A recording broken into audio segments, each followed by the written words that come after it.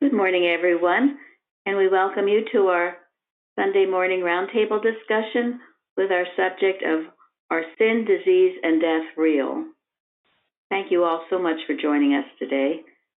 We're recording from the Plainfield Christian Science Church, Independent, in Plainfield, New Jersey, the United States of America, and we welcome you all. And Florence will start with our morning prayer. Today's prayer is a prayer for oneself.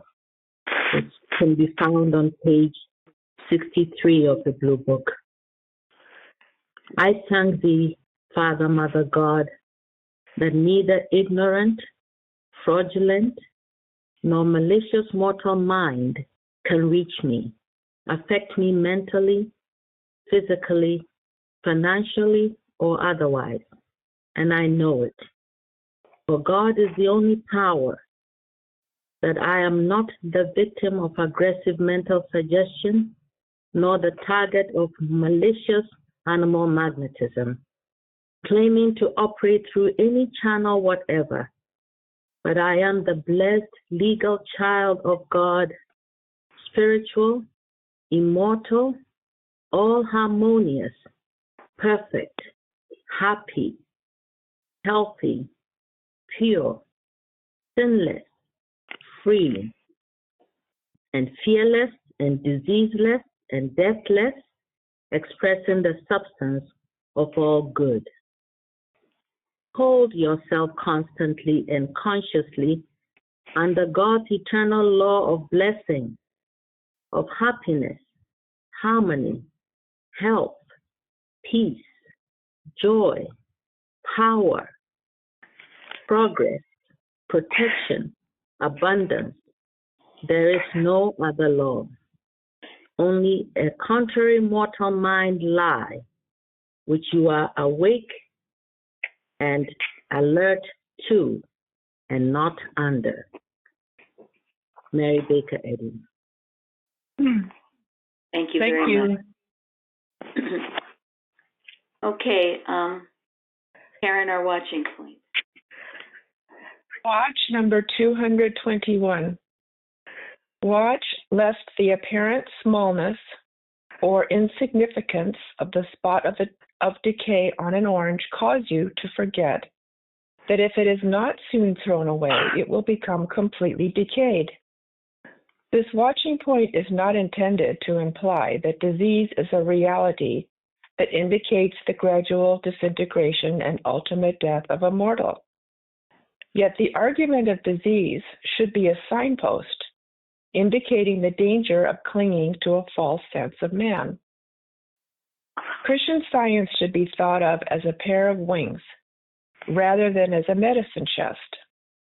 Then the practitioner would be considered not like a doctor with his bag, which contains the medicine of mind rather than of matter, but as one who goes to awaken a sleeper out of a nightmare, to the realization that he has no disease from which he needs to be healed. Then his thought is freed to soar up to God and gain a true sense of man. Thank you. A good one. Comments on that? Well, if every claim in individual God is individual consciousness by Bicknell Young, he says the only thing we're ever meeting is the claim that there's a separation, that God can be separated from God, that there's another selfhood, and so that's always the claim, is that we're not what God created. Thank you. And I like that Christian Science is not like a medicine chest, that it's like a rocket ship. You're not affected by the appearance of a lie, but you're brought up above it to see the nothingness of it. That's how healing takes place. Yeah, and the statements of truth, sometimes I call it your arsenal. They're just to wake you up. They're to wake you up out of this dream. And, the lesson says that this week in Science and Health, that the practitioner needs to know it's just a dream. And it always is, no matter how aggressive it seems, no matter how long it's gone on, it's a to be awakened from. And when you're not feeling well or right, this watching point brings out, you catch it then. It shows that something is working on your consciousness. And you don't let it go. That's why Mrs. Eddy in that story of the pie and the cheese, she wasn't going to accept a restaurant, a pie without the cheese, when that's what the menu said she would get, because she knew if she'd started accepting things that are wrong, they increase their claims. And you've probably all experienced that, haven't you? Mm-hmm. Yep. Yes. Yeah. I mean, I think in Science and Health, I love this, where 475, where it says a man is incapable of sin, sickness, and death. The real man cannot depart from holiness. So what God has made is forever, is perfect forever. And the incapability of it, when you're in it, it cannot be that it's not easy, but the truth is that we are incapable of all these things that come to us, these wrong things that come to us. Mm-hmm. Thank you. Yeah, this is a very strong lesson on this topic. The Bible section, boom, boom, boom, boom, healing after healing after healing, and then supported by these strong statements in Science and Health. And very healing if we take it in and know, we are incapable of it. Why? Because why are we incapable of it? God never made us to be sick. I mean, it's a loving God. God is love. Thank you. Yeah, and like someone touched on last week, as far as the medicine chest goes, as soon as we get the feeling like we're trying to change or fix something, that's a red flag, because it's already done. It's already made perfect. We just have to, like you said, Mary, wake up and see it. It's right there. Thank you. Yes, it is a red flag. And we've often, I've certainly done it too until I learned better and to watch my thinking, that you're not trying to just change matter, make matter better. You can't, because there is no matter, right? No. No. We go back. Go ahead. Well, I was just going to, you referred to page 417 in the lesson about where it says sickness is a dream from which a patient needs to be awakened. It says disease should not appear real to the physician. I looked that word up in Noah Webster, and it was there's only one, it was just one, in a spiritual sense, one that heals moral diseases as a physician of the soul. Wow, that's beautiful. Yes, it is. Thank you. And that's why this, our 1828 dictionary is so invaluable. It's so important. And of course, now you don't get definitions. That's so beautiful. Thank you. Welcome. And that's always the case. And really good doctors know. And Mrs. Eddy says, and it's in Science and Health, if you have to go to a doctor, make sure he is a Christian Scientist, meaning that he's one like this, and also the one that is receptive to the healing power of God, the healing power of God. And most good physicians know that they don't heal. Nothing heals. If it heals, it's because of God. And even if you've gone through a bunch of, materia medica things, God is always the healer. It's not the pills or the operations or anything. It is.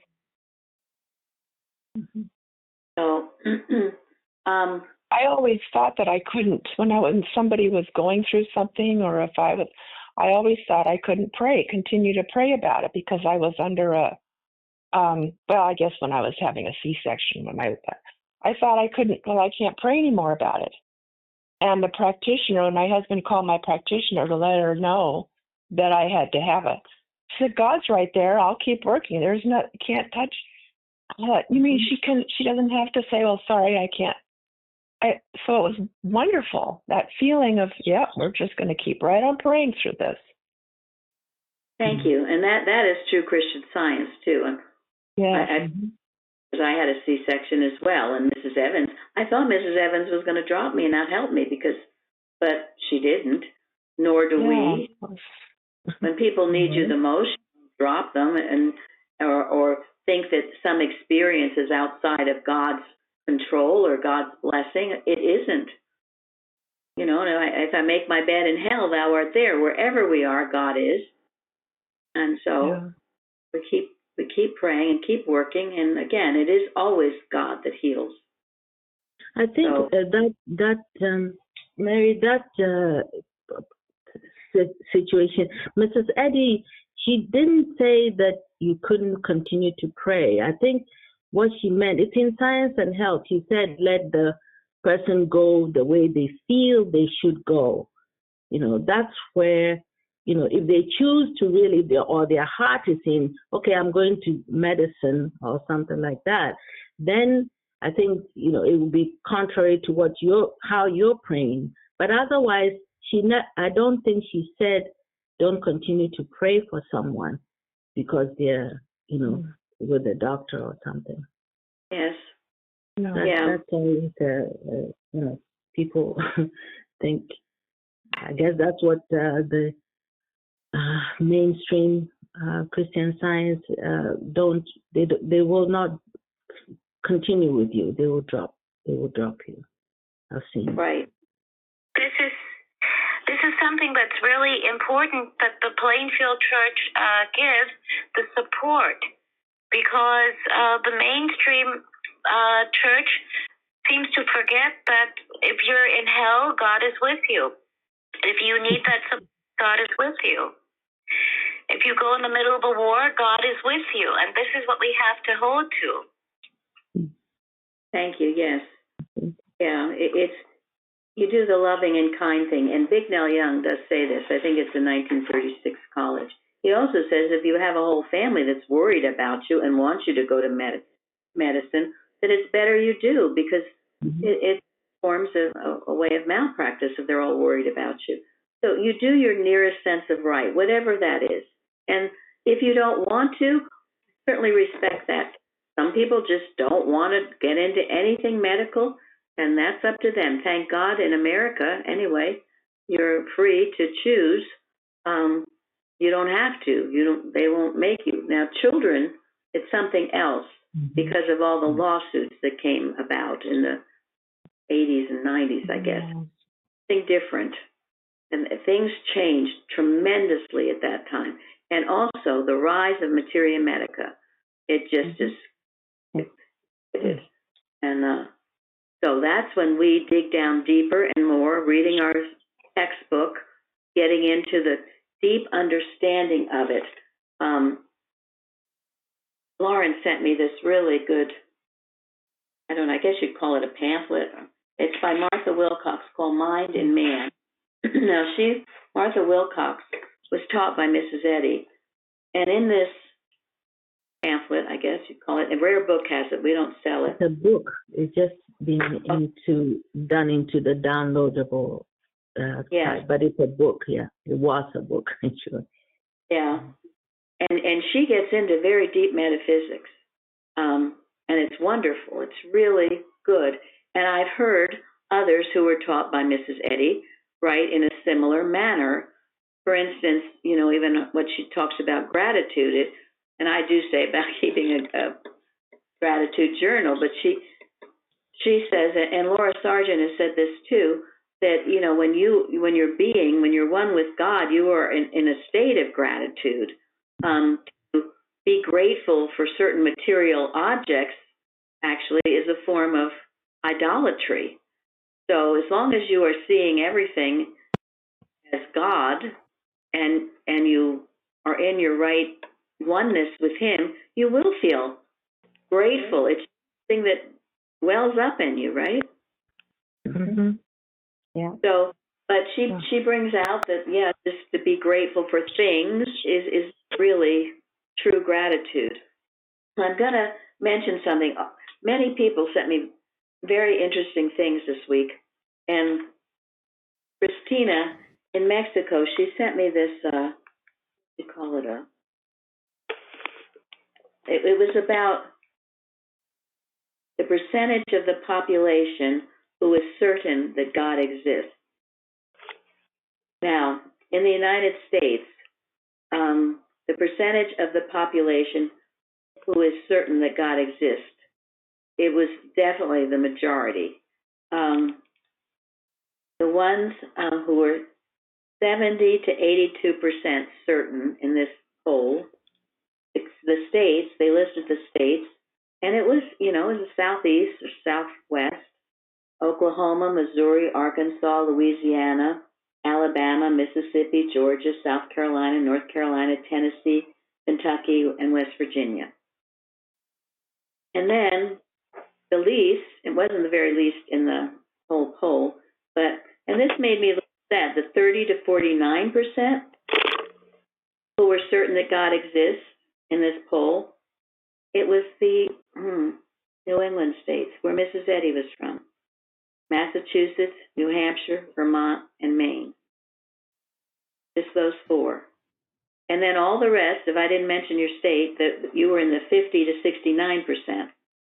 69% who believed, or were certain, not believed, certain that God exists, which was definitely the majority of the country.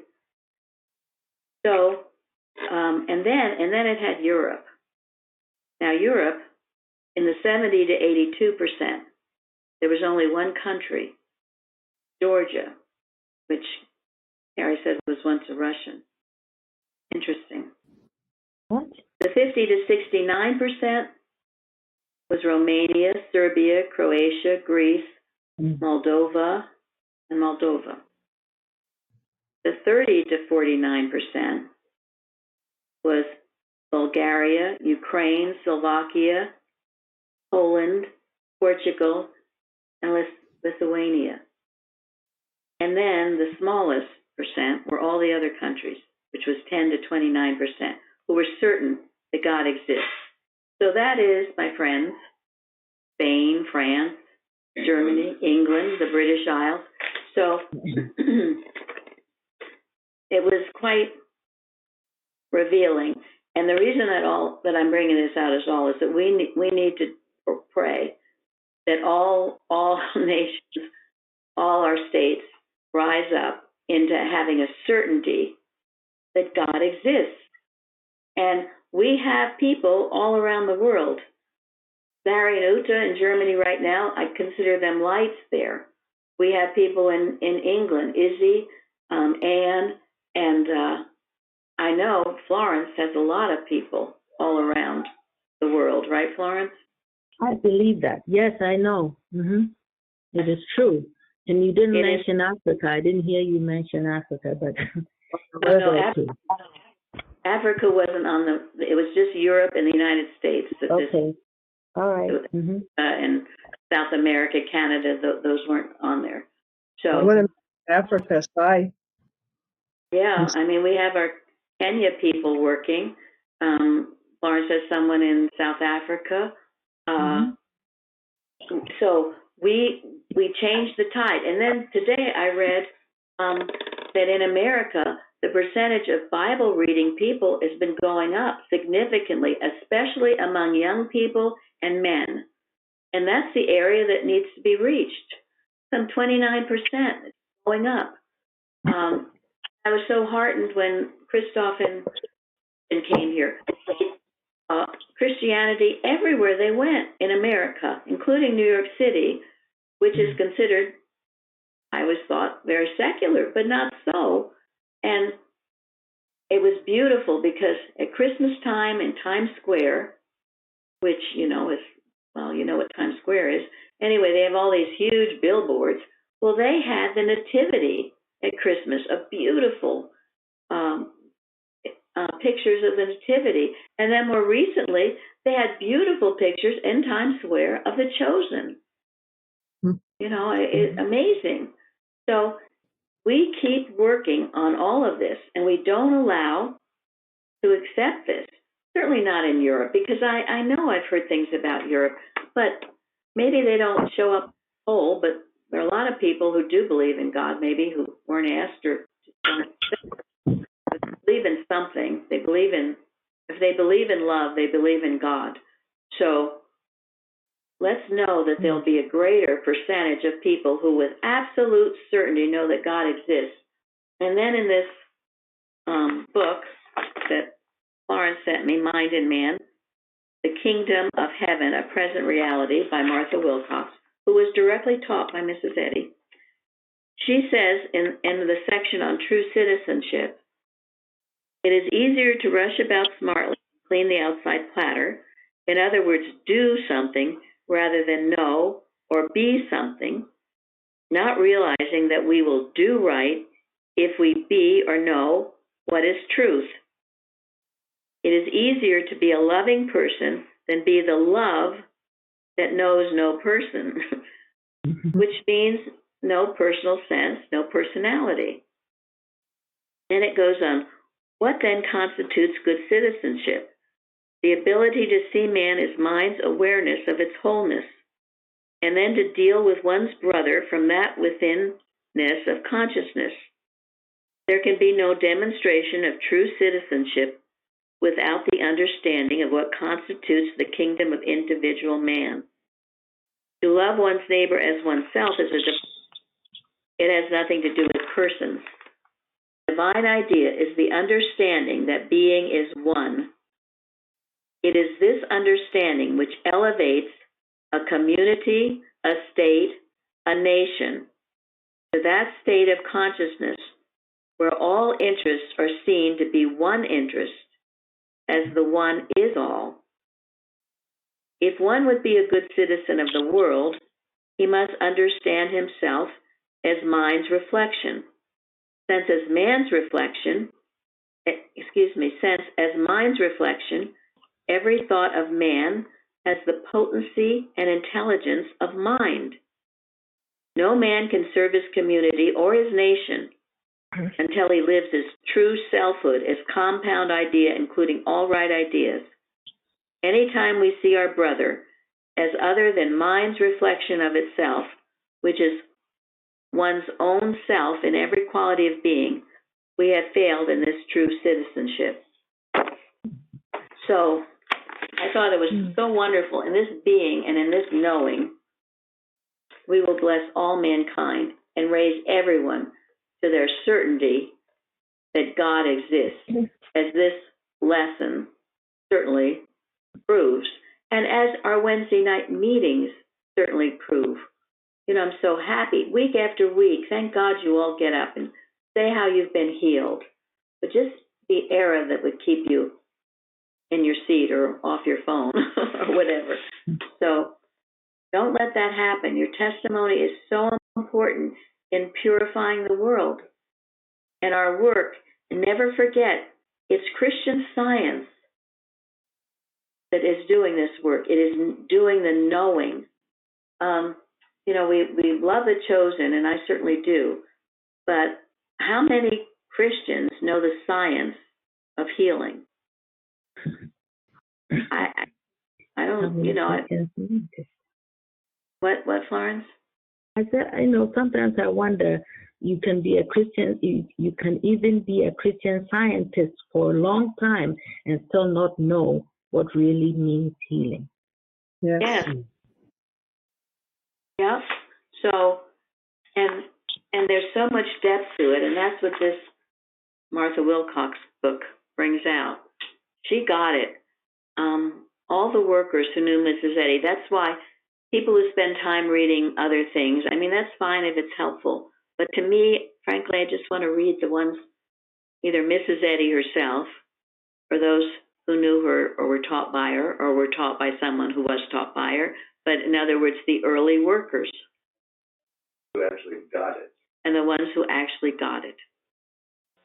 Mary, I was going to say, as far as the atheist thing goes, I've known people before who claim not to believe in God, and it turned out that it was just a false teaching to them of what God was, and they didn't believe in a man in the sky.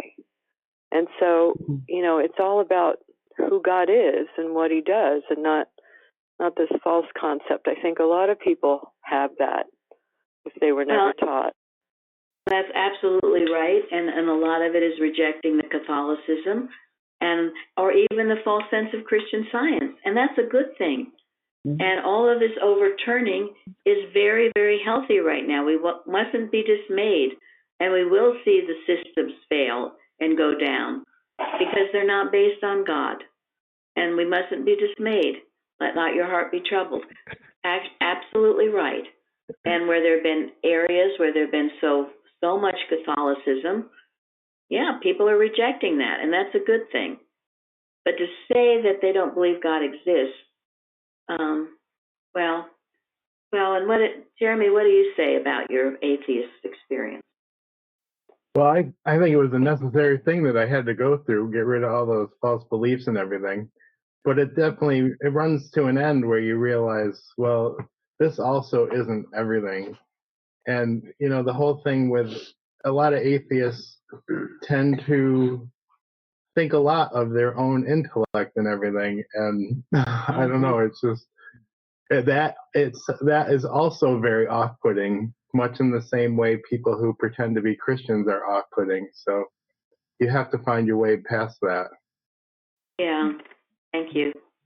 And the main thing is, we don't judge, and we keep ourselves. We mind our own selves, and be the best example that we know how, and keep that one thing I've desired of the Lord, to dwell in the house all the days of my life, to behold the beauty of the Lord, and to inquire in his temple.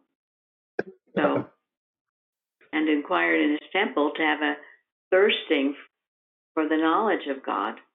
Never let that grow dull or old, but always wanting to know more, because there always is more. May I say something? Sure. Mm-hmm. I think it's interesting that of all the countries in the world who have the most people who are believing in a God have all come from Eastern European countries, where they've come out of a system that have been atheist, so the communist countries, etc. And those are the ones who have tasted what it's like without God. So they're the ones who now believe in God. Good observation. Absolutely. Sometimes it takes that. And usually it takes that, I'm afraid. Because when people are taught incorrectly about what God is or what they should believe in, and they find it to be very disappointing at best, and they reject it, whether they call themselves atheists or whatever, it's normal, natural for everyone to search for something, for some basis for why they're here, for some basis of what their purpose is. So they're going to keep searching. And if they don't have the science of Christianity, they're going to search other human systems. And they're all going to fail. So, let people have to search. And we when they're ready for the science, when everything else fails and they're desperate, we will be there for them. Christian Science is there for them. And that's what we must know. I know. There's nothing else can satisfy. Nothing else it's a complete science. It's not fragmentary. And Mrs. Eddy has said that, Buddhism, some of these other things, they have some truths, but they're fragmentary. Science is a complete science. It's complete. What she suffered to give it to us. And Christ Jesus as well. And remember, we're still going through this Lent season, so you make sure you keep your joy, keep your, Mrs. Evans used to always call it the Antichrist, because it was when the Antichrist rose up, right, and attempted to crucify.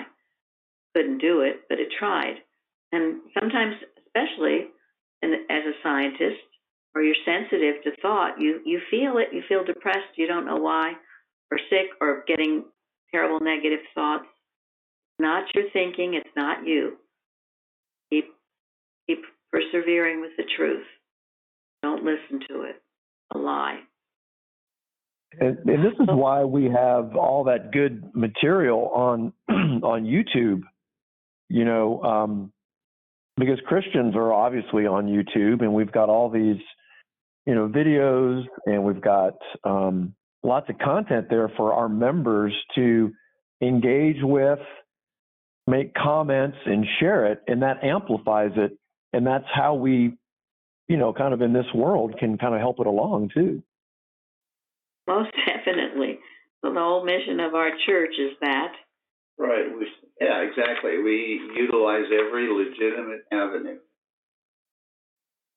Well, and I was going to say the chosen being so much in the mainstream is so wonderful, because just to see it on the screen and you feel it in your heart so much, it's so powerful. I just think that's wonderful. And it is, and it's got this. Everything that you all have online is amazing. Well, can I say something? Millions of people is bringing Christ and the disciples right here with us, and making this healing a more natural way so people can see how it is done, and that is extremely important. Who wants to say something? Oh, it's Suzanne. I just learned that the Chosen app is illegal in Europe, and also because Europe wants to keep it so secular, so you can't even download. I think it has to do with the App Store, and Mark Zuckerberg is caving to the European Union. He's not putting any religious advertising like The Chosen on Facebook in Europe. So you can tell that people are turning to the Lord. Otherwise, they wouldn't have to worry about it so much. But there is definitely a spiritual battle going on in Europe right now. Thank you. I can say, living in Europe, you can get The Chosen. I was able to download the app some time ago. So I downloaded it, and I heard it in Holland, I heard it in France, and I heard it in Germany, of course, and in England. So I don't know, but Zuckerberg is another issue. But yeah, you can get it if you want it. Yeah, I mean, it was Jonathan Rumi was being interviewed, and it, you know, he's the one who said it. He may have been speaking of the Hallow app, or he may have been speaking of something, a different date. But I mean, I've seen it being sold in religious bookstores in Europe, the DVD. But I mean, okay, well, that's good news. Well, I do know, various things I've heard. I wasn't that surprised when I saw this map of Europe and being, very secular. But again, Barry lives there, Suzanne visits there all the time. Many of you know a lot more than I do. But I have heard from people that live there that the climate has changed a lot, and where people once were turning to God, they're not. But there again, this is our work. This is our failing. This is what we need to do as citizens of the world, which we are. So thank you both. Yeah, I think it's. I think though that we have to see that Europe is a very beautiful place, and I'm very happy to live here because I find it's a place you can be very spiritual and you can talk to and work with God. So I have a lot of gratitude to be here. Thank you. And I mean, we do know people leaving the United States for other countries for various reasons. So again, it's just knowing the truth about all nations everywhere. And thank you, Zari. I'm sure that's true. It is very beautiful. And sometimes But we've been getting a lot of U.S. people moving to Germany. It's Hamburg is full of a lot of people just came and said they cannot live in the U.S. for the next 4 to 8 years. So I don't get into discussions with them about it. No, I hear that. I understand that. No, we do have a lot of people leaving the United States. So I guess the main thing is we've all got to watch our own consciousness and stay ourselves in the kingdom of heaven wherever we live. God is everywhere, period. Everywhere. And the healing takes place in your own consciousness, in my own consciousness. Yeah. And yes. And if your light is shining, will be you will be a positive influence. Yeah. And you'll see what God made, and that's what Christian scientists are supposed to do. And the more and more people who are certain that God exists, the right sense of God, that's a good thing, and that's what we just know, and it happens, yes, everywhere, all the time. Because God is everywhere. God is everywhere, and this is His creation. So, Jeremy, would you read the golden text? James. And the prayer of faith shall save the sick, and the Lord shall raise him up. And if he hath committed any sins, they shall be forgiven him.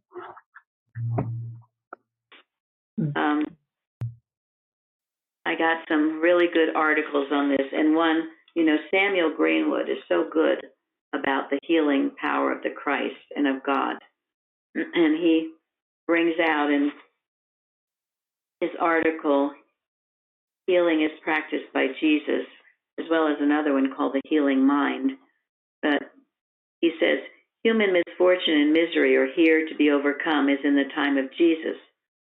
Sin and disease are just as rampant in death as a dreaded specter still stalks among us, gathering in its praise. Surely, if mortals ever needed Christianity to redeem them from these conditions, they need it today. The sufferers throughout the earth, to whom materia medica has given no relief, and whom it confesses it cannot save, need help as sorely as did the Jews, whom Jesus healed in Palestine so many years ago. Why should not the Christ truth be applied to their needs also? Why not? Has Christianity worn itself out, while materia medica has come down the centuries gathering new strength and helpfulness? Has God ceased to respond to the prayer of faith, or have Christians ceased to trust in Him? Which is it? Has Christianity ceased to heal the sick because it is not able, or because there is a better way? These are not superficial or idle questions, but are of our deepest concern and import to mankind. All the conditions exist today, such as Jesus encountered during his ministry. There are the same physical needs, the same sense of separation from God, same bondage to the material senses, the same love of evil, and also the same ability to understand and receive truth. What then has been lost? What is lacking today? The truth of Christianity or the understanding of it? It is an accepted historical fact that the Christians of the early church heal the sick through their religion alone, while the Christians of the present day generally repudiate the sacred duty as having nothing to do with their religion. Has the church another and better name than that of Jesus Christ, whereby to save men from the grasp of disease? And then it goes on to say the basic law of mathematics never wears out. Its intelligent application brings the same results today that it did 5,000 or 10,000 years ago. It never gives signs of decay or making ways for substitutes. And so I just think that's so wonderful, because what is it? Why aren't we healing more through the Christ, through God's power to heal? Why do so many rely more on medication? It's not because the power has decreased or the laws have changed. It's the application therein. And here we are. Very important that we stay true to this. And then in this a wonderful article by Irving Tomlinson that Gary sent, he says Moses and Jesus healed the people. That same power to heal exists today. And then he who denies the power of God to heal is doing more than to assail Christian Science. He is in fact making an attack upon the truth of the Bible and is seeking to discredit the words and works of Jesus and of his obedient disciples. Is that not true? You think of all the healings in the Bible, and if people reject that, it's not just, rejecting Christian Science when they seem to reject Christian Science. It's rejecting all of that. So here we stand. So help us God. And that's why it's good news that more people are reading the Bible and accepting the truth. So the lesson brings out clearly about the importance of prayer. One of the articles Carrie sent, it was how Jesus, everything he did was through prayer, unceasing prayer. He was constantly praying, right? Always. And how he'd go early in the morning up to the mountains. Are you making that sacred time to pray? And are you praying unceasingly throughout the day? Whenever you see anything that's not in accord with God's creation, beholding the beauty of the Lord. So it's most important that we do this. And I love in the lesson it says, Science and Health, keep distinctly in thought that man is the offspring of God, not of man. That man is spiritual, not material. And that is, in many ways, the bottom line to everything, right? And I love it because this reminded me in Notes on True Vision, where John Morgan says, I know my eyesight derives directly from my Father. It did not begin with birth, nor does it diminish with age. I rejoice I have perfect eyesight now. So when you're knowing your oneness with God and that God is your father, mother, you can rely on that. Everything goes back to that. I love that. I know my eyesight derives directly from my Father. Do we know that? Yes. Mm-hmm. Good. Yep. It doesn't begin with birth. So, if you have some beliefs about your eyesight, it didn't begin there. And it will not diminish with age. And I rejoice that my eyesight is perfect now. And the theme also in the lesson is your perfection.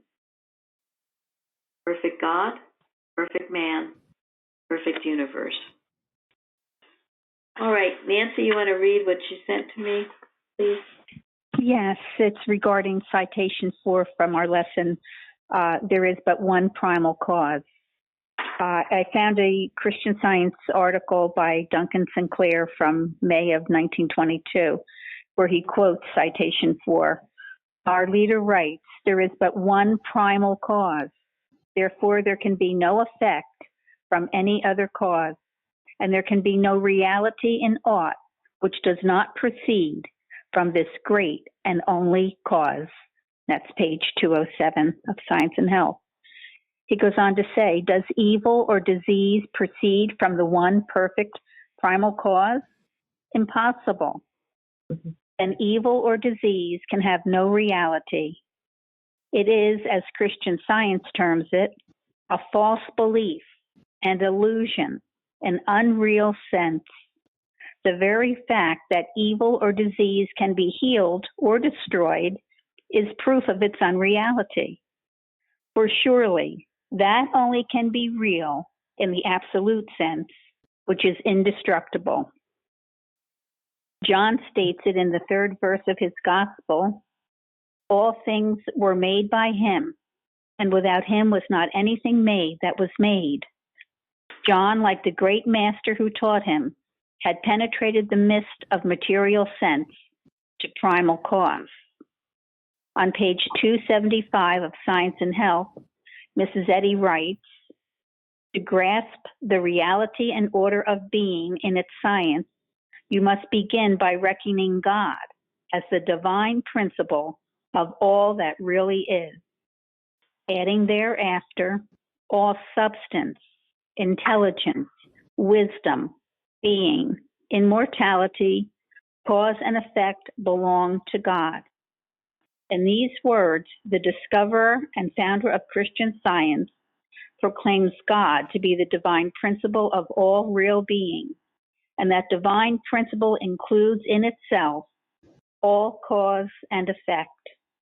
Every healing which takes place in Christian Science comes about through some understanding of the truth that primal cause is perfect mind, that mind's creation, the spiritual universe of ideas, is as perfect as mind itself, and that nothing imperfect, nothing inharmonious, nothing sinful has any real being. I thought that was the perfect answer to is sin, disease, and death real? Yes, indeed. And, you know, we have to watch, too, because we sometimes do look for causes. You know, I was thinking wrong, or someone was malpracticing, or whatever. When you go back to God being the only cause, wipes all that out. It's nothing to ignore. However, if you have been hateful or something like that, you do need to go back and clear your thought of it and know that, yeah, that wasn't of God, and that God is the only cause. And therefore, I can't have any other cause, whatever it calls itself. And there are all kinds of beliefs going around. So don't accept it. There's no reason for it. Ultimately, there's no reason for it. And the human mind tries to give it reasons, whether it calls itself allergies or flus or certain seasons that things happen or whatever. Don't accept it. Thank you, Nancy. Now I'm going to just read a Max Fenaway poem. What is the greatest lesson man can learn? That which will help him on through every day. Above all else, his wisdom should discern the simple course of learning to obey. Beyond the acumen, might, or strategy that seeks to light for us our human way, nothing is done with greater certainty than what we do when we learn to obey. Yes, learning to obey, just to be still and hear God's voice for his wise guidance pray, then faithfully go forth to do his will. We work aright only as we obey. That's from Daily Angels. But that is also our oneness with the Father. When we're one with God, we just naturally do what he would have us do, right? Yes. Thank you. And then there was a beautiful article that Carrie sent on reflection. But in that article, it ended, or it had within it, in miscellany. And I don't remember this, and it's so beautiful. It's on page 1, where Mrs. Eddy says, a heart touched and hallowed by one chord of Christian Science can accomplish the full scale. But this heart must be honest and in earnest, and never weary of struggling to be perfect, to reflect the divine life, truth, and love. Stand by the limpid lake, sleeping amid willowy banks dyed with emerald.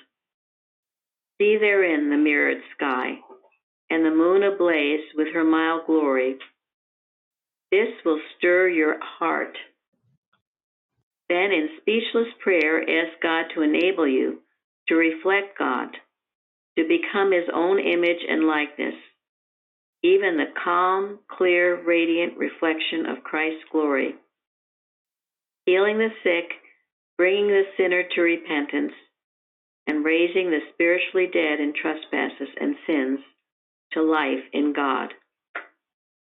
Jesus said, "If ye abide in me, and my words abide in you, ye shall ask what ye will, and it shall be done unto you." Just a beautiful description of what true reflection is. And the article brings out, a reflection can't be rebellious. A reflection can't do anything that what it's reflecting is doing. It's impossible. So think about that and spend time just feeling your subordination to God, your need to reflect Him in all your ways. And then, when you do that, you will heal as well, because you can't help it. Can't help it. Can't help it. The power of God to heal. Tremendous. All right, Gary is telling me it's later than I think, so he'll end with an article by William McKenzie entitled "Servants to God Only" from a 1918 journal. We find that a servant is an agent who is subject to the direction and control of his principal. And so when Paul speaks about being made free from sin and become servants to God, we understand his metaphysical meaning to be that such a free man is an agent of principle. The fact is, as the apostle brings out, that every man is the servant of that which he obeys. If he yields himself obedient to sin, he is sin's servant. And if that service continues, it ultimates in death.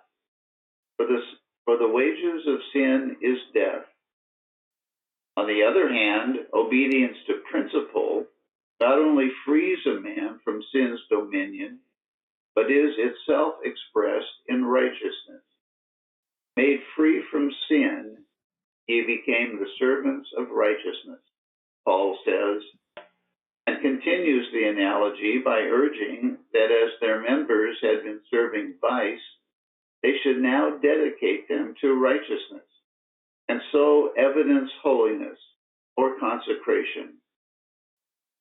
If we love God, then we are servants to good only, and not in bondage to any man, nor to any disease, fear, or false belief. People think of consecration as limitation, but it is a spiritual fact that consecration and liberty go together.